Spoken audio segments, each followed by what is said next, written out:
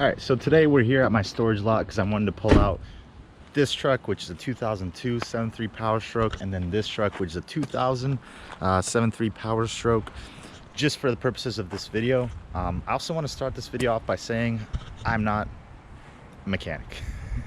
I'm not a mechanic. I don't know if I would say I'm an expert. I'm just a dude that loves these trucks, and I bought quite a few. So today's video, I'm going to take you through my buying process when I'm going to go look at one of these trucks. I'm trying to buy it used. So that's what we're going to do today. A couple of points here at the beginning that I want to just address. When it comes to buying one of these trucks, it's not just all about going there and looking at the truck. A lot of the buying process happens actually before you even go and look at the truck. Before we fully dive into this video, I wanted to go over a few key points here. So first key point, and I would stress this is the most important part if you're in the market for one of these, is take your time. Take your time looking at the truck. Take your time finding one that you really like and finding one that's going to fit all your check boxes. These trucks, yes, they are getting harder to find in good condition, but there's millions of these trucks made. So if the one that you fall in love with happens to sell, or you have a pushy buyer and he's trying to get you to buy, and you're not quite sure, I would say just pass on it. Because sometimes these trucks can be a gamble. So that's the first thing I would say.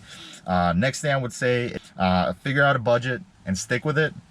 It's important to have a budget in mind, because if you're gonna go to a truck and your budget is $8,000 and the truck costs $8,000 but it needs $2,000 worth of repair, it doesn't really make sense for you to buy that truck. If your budget's $8,000 though and the truck costs $5,000 and needs $2,000 worth of work, well, that might be worth it. So just keep that in mind. And then do your research ahead of time. Watch videos on these trucks, learn as much as you can before you actually go and look at it.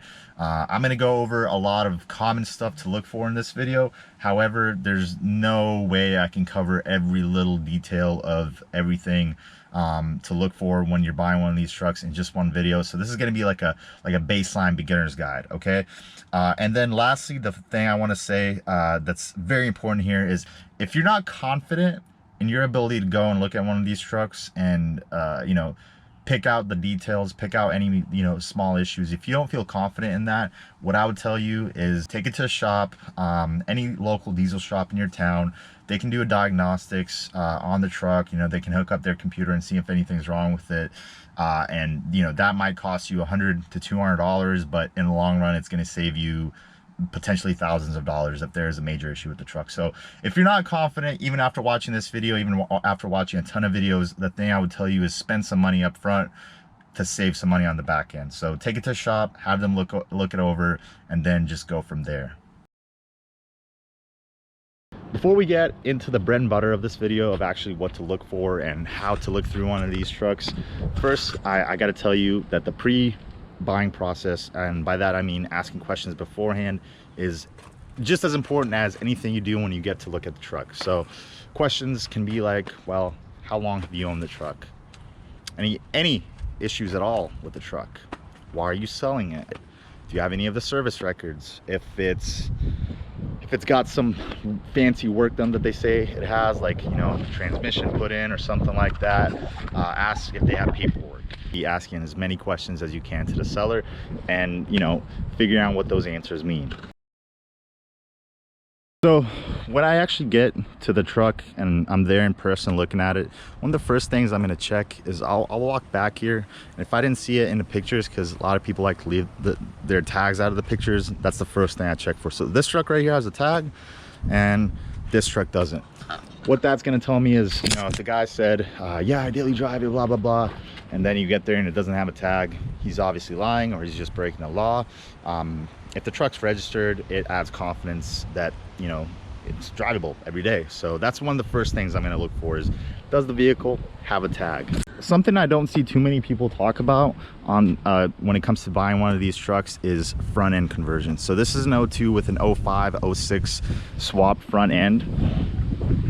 As you can see, the badges right there are 03 and up. They're from like a 6.0 Powerstroke, even though this is a 7.3. Now, what a conversion tells me most of the time is that the vehicle has been in an accident, because most people, they're not just going to go out and do the front end conversion on one of these trucks unless they have a reason to. So for this one, I know for a fact it has a clean vehicle report, like it has a clean Carfax. I already checked it out.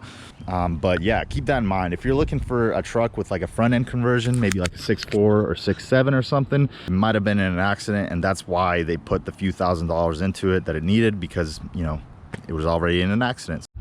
As far as like the exterior of the truck, what I like to do is like to come back here, and I like to just follow the body lines. This is another way of just making sure everything's good and lined up. Take this body line right here, just follow it straight down, see where it meets up with the cab. Keep following, keep following, keep following, see where it meets up with the fender. Check the gaps between the hood and the fender, check all the body gaps, just make sure everything's good. Check both sides. I always like to come back here to the tail end and just check my way down here and just make sure that line is straight. If it's not straight, could mean that it's been in an accident, and you just gotta, you know, you gotta figure out if you still want the truck if it's been in an accident. These trucks, being as old as they have, a lot of them have had accidents. It's not necessarily a bad thing. It's just you want a truck that was in a wreck. Now, besides the obvious things like body lines, I always like to check for rust, not just on the surface here, but I also like to get up underneath the truck. This truck right here, it does have some rust. Show it, like right there. And as you can see, if it did have the little trim that went here, you might not be able to see that. So you definitely want to get underneath the truck. The next tip I have is, if you're looking at one of these trucks and it's a private sale, check the dude's driveway. If you pull up and the truck isn't parked in his driveway, maybe it's somewhere on the grass, check the driveway to look for little oil spots. And then, you know, if it is parked on the grass, definitely look up underneath it, because a lot of people will do that just to hide an oil leak. What I like to do is I like to come up underneath here and just check to see if anything's wet right there. Check behind the actual differential back there, and just see for any like oil leaks or any drips or anything. Yes, oil leaks are common on these things. It's not a crazy scary thing, but a lot of people will try to hide major ones, so be mindful of that. So at this point, check the body lines. We've gone back behind the truck, we've checked it, it's got a tag, everything's cool. So what's the next thing that we're gonna do? Well, next thing we're gonna do is we're gonna figure out if this truck has been warmed up or if it's cold. We can do this one of two ways. Either put your key in, just turn the key and see where all the temperatures are. So in this case, we see that, you know, it's a little bit on the warm side because I've been driving it. Or even if it's like, even if it says it's cold, sometimes these readings won't actually be 100% accurate. You can have it running for a little while without the gauge actually going up. So even if it says it's cold, what I would do is I would raise the hood and just put your hand over the motor, you know, touch it a little bit, touch the turbo back there just to see if it's warm. It is very, very important that you know whether you're checking out a warm truck or a cold truck. These things can be dogs starting up in the morning. Like, some of them can have major issues. Like I'll show you with this other truck with injectors, but they'll still be running fine, driving fine when they're warmed up. But yeah, make sure before you buy it, you know whether you looked at it cold or warm. Now, if somebody's daily driving this truck, it's going to be kind of difficult for you to check it out in the morning when it's cold. But you know, this is just something to use as a gauge when you're making up your final decision to buy the truck. So check if the truck has been warmed up before you got there. If the truck's been warmed up and it doesn't have a tag, usually that's a bad sign. Now, if the truck's got a tag, the dude's driving it around, and you know it's his daily, that's a little bit of a different story. But this is just something to keep in mind here. Next thing we're gonna do is open the hood here, and we're just gonna check for anything out of place, anything that's broken, anything that looks like it's messed up, any huge oil or fuel leaks or anything like that. Just check everything. Obviously go through the fluids.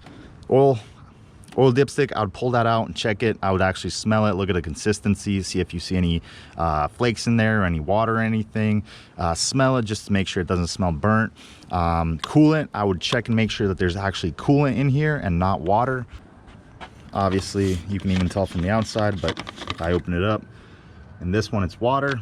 That one's got actual coolant. You don't have to check the transmission. You can check the transmission when you're out test driving this thing if you get that far, but you don't really need to pull this one out. But what you should do is check for blow-by right here. Now, engine blow-by can be very bad. It it probably means that your truck is on its way out if there's a lot of blow by and the engine is due for either a swap or a rebuild. So it's very important to check the blow by. So what you're going to want to do to check for blow by is take the engine oil cap off here, and I'm going to show you this with the truck running, but I'm just going to demonstrate it right now just because it's hard to hear me with the truck running. But take the oil cap off. You might notice some smoke coming out of here. That's not a bad thing. That's not necessarily blow by, and it's not the end of the world, especially on a truck that has over 200,000 miles. But what you're going to want to do is take this cap with the truck running and put it on here and see if it blows off. Now, if the engine's very shaky, it could rattle off. You could do it this way too. It's just, you want to see if there's any air coming out of here. In fact, you can just put your hand over it and see for little puffs of air. If there is air, I would honestly just avoid buying that truck unless you're getting a really good deal.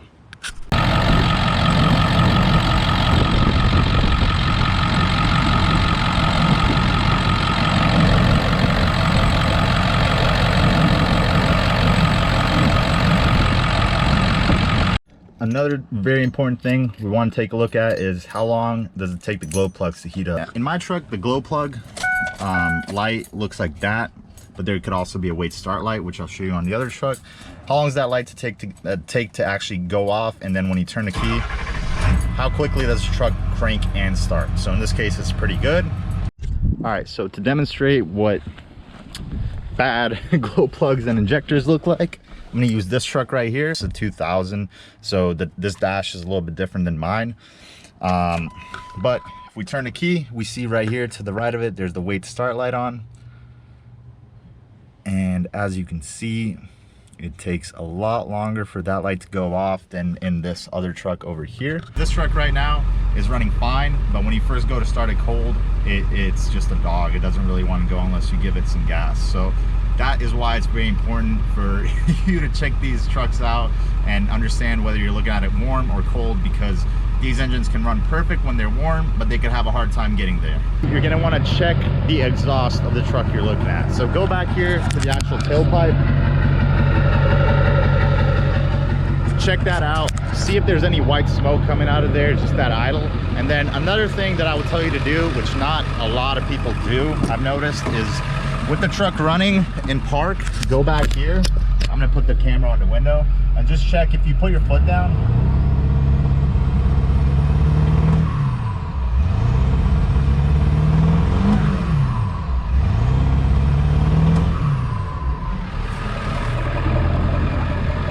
As you can see, there's some white smoke. Check for white smoke. White smoke is not usually a good sign, so check for that for sure. Like I said earlier in the video, I don't necessarily check the transmission fluid just because it's kind of a pain in the ass. And really, you're going to drive the thing. You're going to check the tranny while you're driving it. So first tip I would tell you as far as test drives go is turn the music off. Make sure the music's off. Even if the thing has like a really nice sound system, just shut it off.